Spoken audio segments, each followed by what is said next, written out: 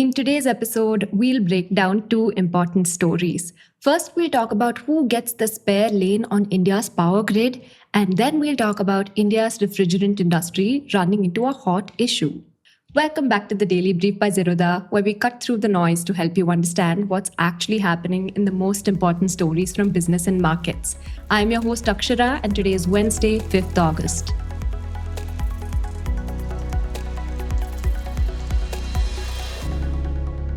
Coming to the first story.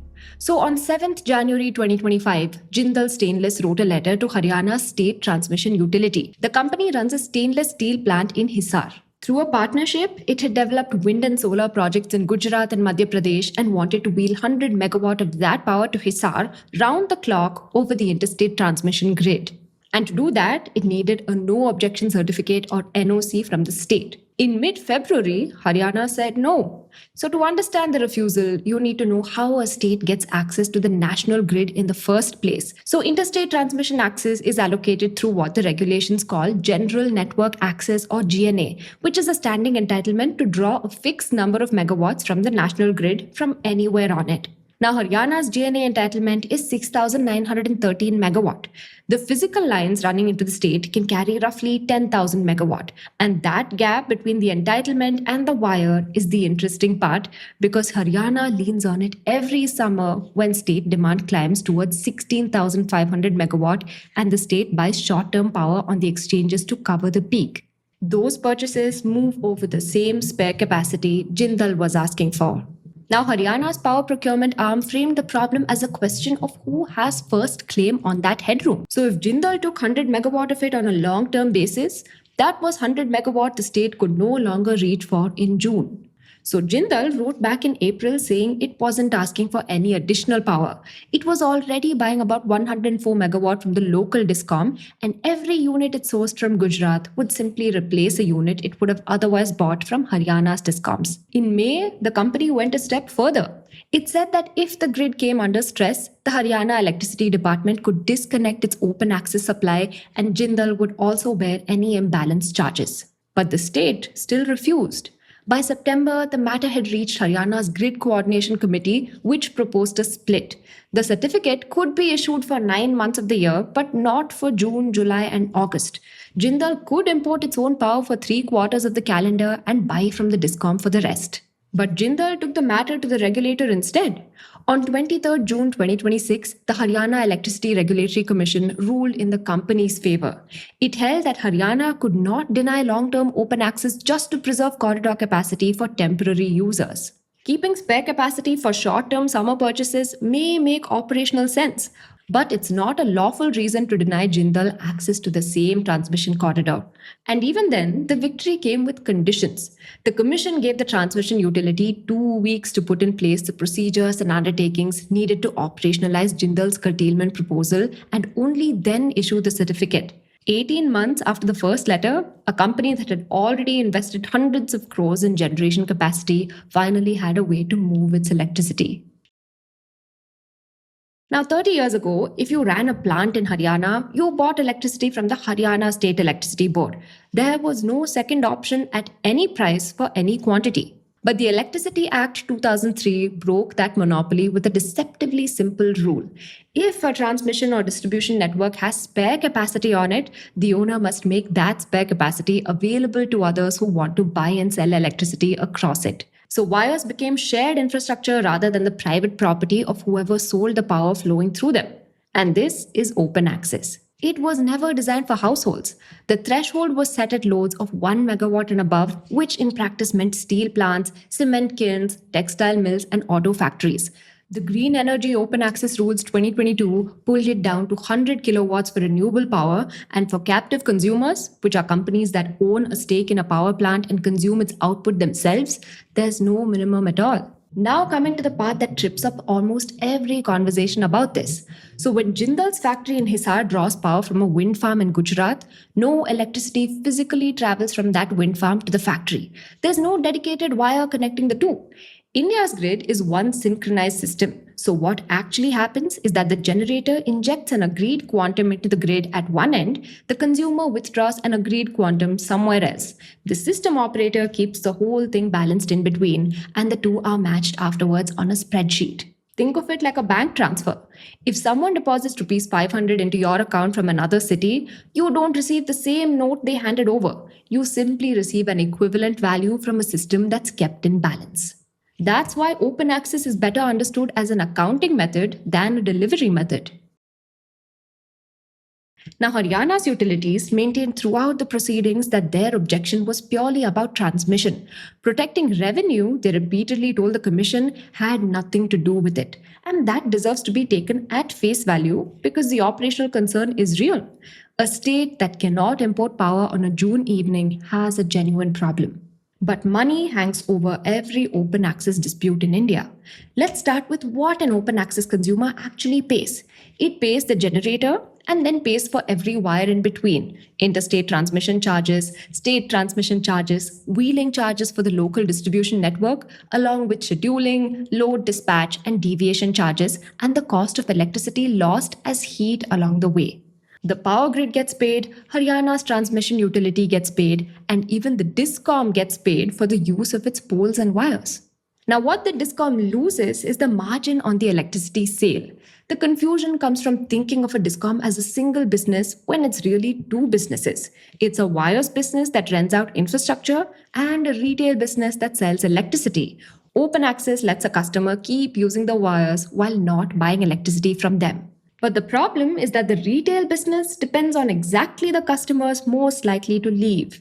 Industrial and commercial users are deliberately charged more than it costs to serve them, and that surplus subsidizes farmers and households who pay less than cost. In Maharashtra, commercial consumers paid roughly 50 to 70% above the average cost of supply in FY24, while agricultural consumers paid about 43% below it. So when a DISCOM loses an industrial customer, it doesn't just lose revenue in proportion to that customer's consumption. It loses the surplus that was helping pay for everyone else. So the law tries to compensate for this through two charges. The first is cross-subsidy surcharge, which is effectively an exit fee for taking a profitable retail customer out of the pool. And the second is the additional surcharge, which addresses a subtler problem. So DISCOMs sign power purchase agreements that run for 20 to 25 years, and those obligations don't disappear when a customer leaves. If demand falls, the DISCOM still has to pay generators for electricity it no longer needs. Now, Haryana's own numbers show how quickly this problem has grown. The state's two DISCOMs told the Commission that between April and September 2024, 8.6 crore units of contracted power went unused because consumers had shifted to open access. Just 6 months later, for October 2024 to March 2025, that number had risen to 14.5 crore units, nearly 70% higher. And the additional surcharge rose alongside it from rupees 1.15 to rupees 1.21 per unit and then to rupees 1.37 from 30th April 2026. Which brings us back to Hisar and to the twist in this case. So captive consumers are exempt from both the cross-subsidy surcharge and the additional surcharge. Jindal had applied as a captive consumer. So whatever Haryana's DISCOMs were losing as industrial consumers shifted to open access, they had no legal claim on Jindal for any of it and no forum in which to argue otherwise. The only objection available in this case was a technical one about transmission corridor capacity, and that was also the only objection Haryana made. But Jindal, meanwhile, argued that it was already paying for the privilege of staying connected. It paid fixed charges of Rs 290 per kVA every month on its entire sanctioned load. kVA being the amount of electricity the DISCOM keeps reserved for you, whether it bought a single unit of electricity from the DISCOM or not. Now, everything above concerns one factory, one transmission corridor, and 100 megawatt. But policy is moving towards a system where aggregators bundle rooftop solar, home batteries, and electric vehicles into virtual power plants that can bid into electricity markets just like any other generator. And at the same time, instruments like virtual power purchase agreements separate the financial contract from the physical flow of electricity altogether. But none of that resolves the tension at the heart of the Jindal case. It simply multiplies the number of parties competing for the same wires. Discoms will still have 20-year power purchase agreements to honor, cross subsidies to fund, and a statutory duty to supply the customers nobody else wants. So the Commission has now made one thing clear. When a permanent right and a temporary one compete for the same corridor, the permanent right prevails. But the harder question is what happens when there are 10,000 permanent rights waiting in the same queue? For all the sources mentioned in this video, don't forget to check out our newsletter. The link is in the description. Coming to the second story. Imagine you have an AC that needs fixing. It blows normal air instead of cold air, even though the settings look right. So you call the technician and he says the refrigerant needs to be refilled. But the refrigerant inside an air conditioner, a fridge, a car AC, or a cold storage truck isn't meant to run out. In a sealed, leak-free machine, it can circulate for years without a single refill. A top-up usually means something more has gone wrong. Now, without a leak, the demand for refrigerants would stay fairly steady and would be enough for new machines and odd repairs. But instead, right now, India's biggest chemical companies are racing to build as much refrigerant making capacity as they possibly can. And this has nothing to do with how many ACs India needs this summer. It's because of a state-mandated deadline after which no new capacity can be built. So starting in January 2028, a new cap on the total amount of refrigerant India can produce kicks in. Now, to understand what's being restricted, let's first get into what an AC does. So an AC doesn't make cold air, but moves heat from inside a room to outside it. The refrigerant absorbs heat from indoor air, then goes into a compressor where its temperature is raised further and releases that heat outdoors through the condenser. Lastly, it cools down and flows back inside to repeat the cycle. And the refrigerant itself isn't consumed in this process. It's a fluid that circulates in a closed loop. So one of the most common types of refrigerant is the hydrofluorocarbon or HFC. You may also be familiar with chlorofluorocarbons or CFCs, which are also a refrigerant used in ACs. So in this story, two HFCs matter most. R32, which is now standard in newer room ACs, and R134A, which is mostly used in vehicle ACs. Now, there are other older ones like R410A and R22, but we won't focus on those for now.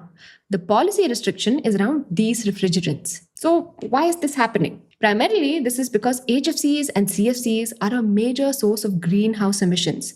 Now, in 2013, India followed a policy to phase out hydrochlorofluorocarbons or HCFCs like HCFC 22. So here's how the restriction comes into effect.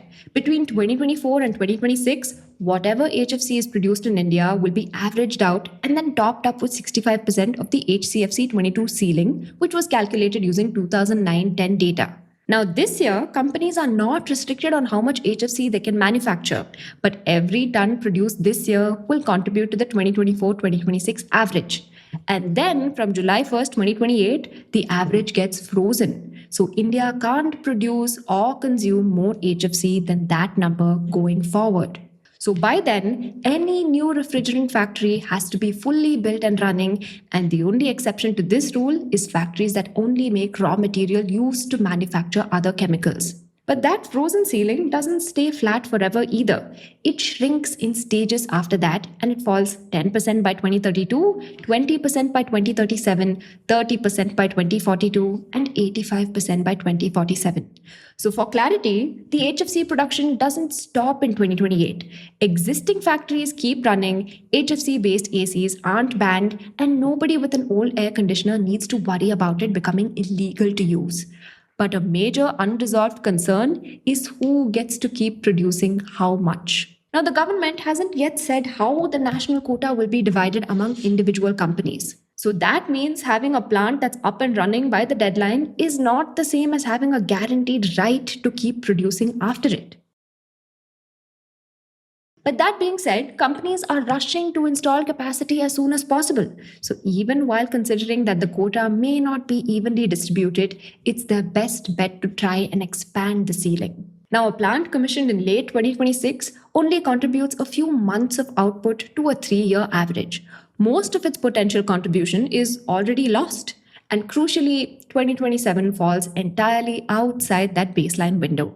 So a plant that starts up in 2026 only gets that partial year spread across 3 years of averaging, while anything produced in 2027 doesn't enlarge the ceiling at all. So companies have 3 overlapping reasons to produce more now. And to this end, they want to establish a production history before the ceiling window shuts, become an operating producer before the quota rules are written, build enough capacity to use whatever entitlement eventually shows up. Now, the same rush creates 3 risks. Companies could overbuild relative to what they ultimately keep producing. Prices could swing as pre-deadline capacity floods a market that hasn't yet caught up. And some plants could simply receive much less quota than their owners expected. Take, for instance, SRF, one of India's leading makers of chemicals, including refrigerants. In Q1 FY27, SRF's gross operating revenue came in at Rs 5,033 crore and PAT grew 76% to Rs 759 crore. Its chemicals business grew by 26% to Rs 2,315 crore, driven by strong refrigerant sales and improved realizations despite costlier raw materials. Now, SRF is running 2 tracks at once. It's debottlenecking its conventional HFC lines to exceed 65,000 tons a year, while separately investing about Rs 2,300 crore in Odisha to build 20,000 tons of next-generation HFO or hydrofluoroolefin refrigerants. Now, after this project, SRF expects to rank among the world's top 4 refrigerant gas manufacturers.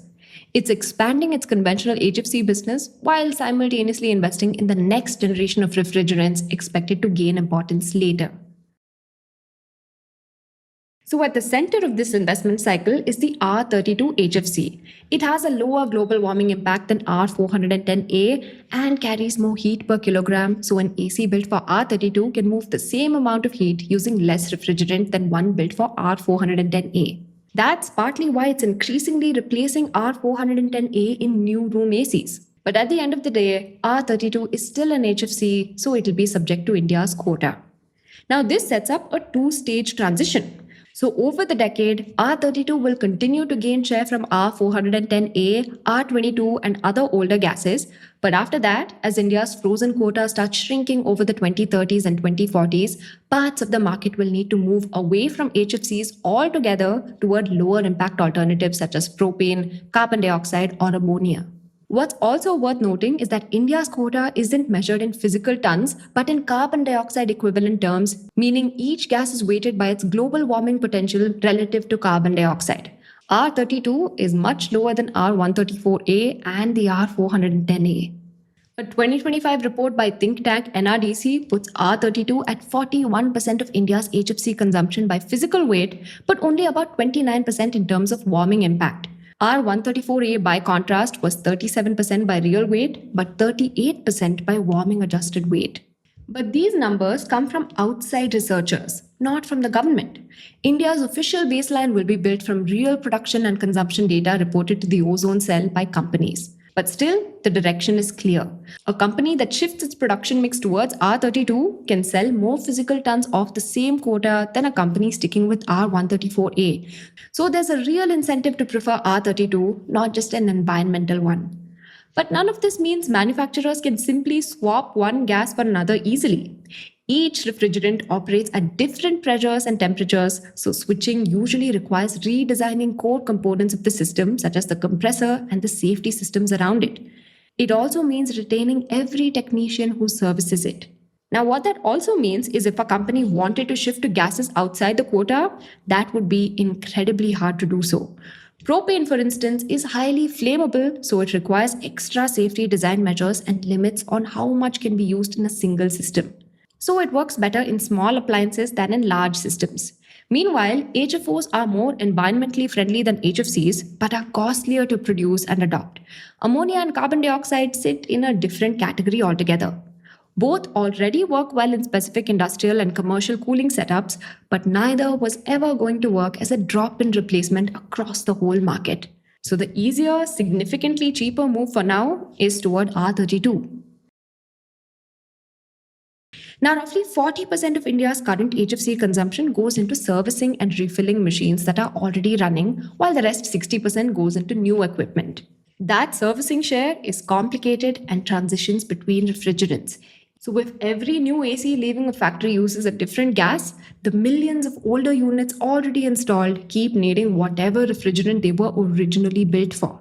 Now, routine gas top ups should not be necessary in a properly sealed system, but servicing demand cannot disappear entirely because machines leak, components fail, and refrigerants may have to be removed during major repairs. So, a technician who tops up the gas without first finding and repairing a leak skips the essential part of the job.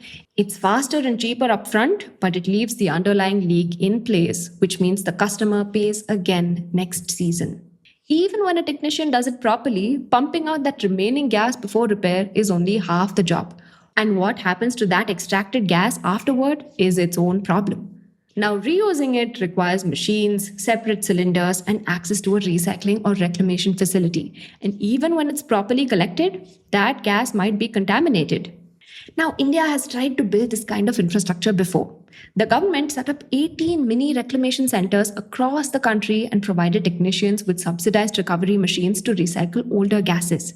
But running these centers cost money, and there wasn't enough coming back in, whether from selling the reclaimed gas or from fees to cover that cost.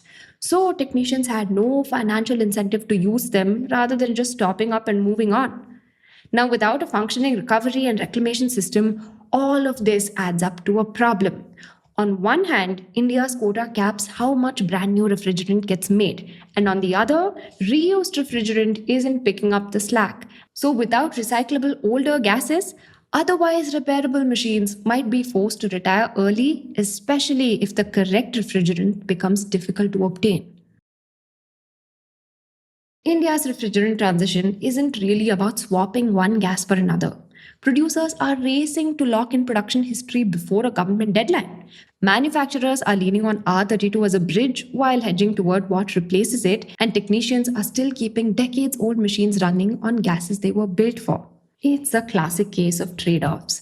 There is an undeniable need for India to focus on environmental objectives, and phasing out HFC and CFCs is a part of it. But the transition is hardly guaranteed to be clean for all parties involved, especially as state directed environmental mandates come into direct conflict with economic ones. Now, coming to the tidbits. L&T Semiconductor Technologies is relocating its outsourced semiconductor assembly and test or OSAT operations from overseas to India, partnering with domestic players like Tata Electronics. The company says Indian OSAT facilities have become globally cost competitive, a strategic shift that aims to strengthen the local chip manufacturing ecosystem while helping the firm break even within 2 years. Coming to the next tidbit. The Adani Group has proposed a massive 1 trillion rupees standalone investment to build a large-scale AI-ready data center in Odisha, seeking 250 acres of land from the state government. If approved, the Cuttack-based facility could emerge as one of India's largest artificial intelligence infrastructure hubs. Coming to the next tidbit. The Indian government is launching a 2-day offer for sale or OFS to divest up to a 6.5% stake in the Life Insurance Corporation of India or LIC at a floor price of Rs 382 per share. If fully subscribed, the stake sale will raise roughly Rs 31,000 crore for the government while helping LIC meet market regulator SEBI's minimum public shareholding rules ahead of schedule. Coming to the next tidbit. Bharti Airtel's chairman Sunil Bharti Mittal announced that the telecom giant will continue to spend $3 to $4 billion annually on network upgrades, even though the bulk of its 5G rollout is complete. To successfully monetize these massive investments, Airtel is heavily betting on upgrading users to premium postpaid plans and expanding its home broadband business. Coming to the final tidbit. The Indian agricultural industry is urging the government to officially recognize and provide legal backing for gene editing technologies within the proposed seed bill. By integrating gene-edited crops directly into the main bill or its rules, the move aims to modernize India's seed regulatory framework and boost domestic crop innovation. Thank you so much for watching and see you in the next one. Disclaimer: this content is for informational purposes only. None of the stocks, brands, or products mentioned are recommendations or endorsements.